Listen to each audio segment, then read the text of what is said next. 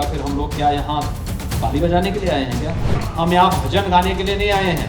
भजन गाने के लिए हमारा मठ है। हमें जब गाना होगा मठ में जाएंगे। शासन में आए हैं तो शासन दमदार तरीके से चलेगा और उस दमदार तरीके से चलाना सिखाएंगे। जिसको काम करना होगा हमारे साथ काम करेगा, जिसको काम नहीं करना होगा वो छुट्टी लिख के दे, मैं भी सैंक्शन करता हूँ, जीवन भर के लिए छुट्टी करता हूँ। मेरी डिक्शनरी में ना शब्द नहीं होगा।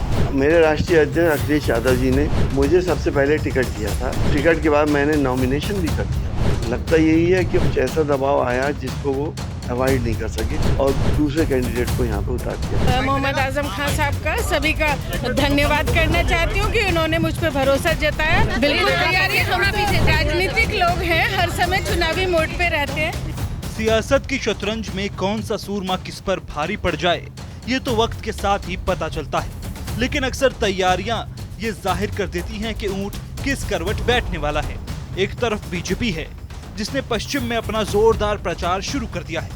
सीएम योगी 2 दिनों से पश्चिमी यूपी में जबरदस्त प्रचार कर अपने पक्ष में हवा बनाने की कोशिशों में लगे हुए हैं। इतना ही नहीं, इसके बाद पीएम मोदी का मेरठ में 30 मार्च को दौरा भी है, जो इस बात का ऐलान है कि चुनावी रण सज चुका है। तभी तो शायद यूपी के मुख्यमंत्री योगी आदित्यनाथ अपनी एक जनसभा में कह चुके हैं कि वो भजन करने नहीं बल्कि सरकार चलाने आए हैं। भजन करने के लिए उनका मठ है और उनकी डिक्शनरी में ना नहीं है। हम यहाँ भजन गाने के लिए नहीं आए हैं। भजन गाने के लिए हमारा मठ है। हमें जब गाना होगा मठ में जाएंगे। शासन में आए हैं तो शासन दमदार तरीके से चलेगा और उस दमदार तरीके से चलाना सिखाएंगे। जिसको काम करना होगा हमारे साथ काम करेगा, जिसको काम नहीं करना होगा वो छुट्टी लिख के दे, मैं भी सैंक्शन करता हूँ, जीवन भर के लिए छुट्टी कर दूंगा। लेकिन मेरी डिक्शनरी में ना शब्द नहीं होगा। एक तरफ बीजेपी सीटों के मंथन से यूपी की सीटों को मथने पर जोर देने लगी है, वहीं सपा में उम्मीदवारों पर हुई कलह किसी से छिपी नहीं है। चाहे रामपुर हो या मुरादाबाद, दोनों ही सीटों पर सपा के खेमे में मचे हाई वोल्टेज ड्रामे ने समर्थकों के साथ साथ वोटर्स के मन में भी नकारात्मक छाप तो छोड़ ही दी है। पर्दे के पीछे की कहानी ने सामने आकर कई बड़े सवाल खड़े कर दिए हैं। तभी तो सपा सांसद एसटी हसन दबाव में टिकट कटने की बात बड़े दुखी मन से कैमरे के सामने बता रहे हैं और उनकी जगह टिकट पा चुकी रुचिवीरा ताल ठोक कर चुनाव लड़ने वाली हैं। मेरे राष्ट्रीय अध्यक्ष अखिलेश यादव जी ने मुझे सबसे पहले टिकट दिया था और टिकट के बाद मैंने नॉमिनेशन भी कर दिया था। अब मुझसे ये कहा गया था कि वक्त कम है, जल्द से जल्द नॉमिनेशन करा दिया जाए।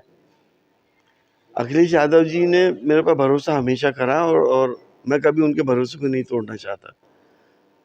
लेकिन कुछ मजबूरियां ऐसी होती हैं, कुछ दबाव ऐसे होते हैं। हमारे राष्ट्रीय अध्यक्ष बहुत संस्कार वाले व्यक्ति हैं और बड़ों की इज्जत, छोटों से प्यार उनका रहा है, चाहे उसमें उनका नुकसान हो जाए।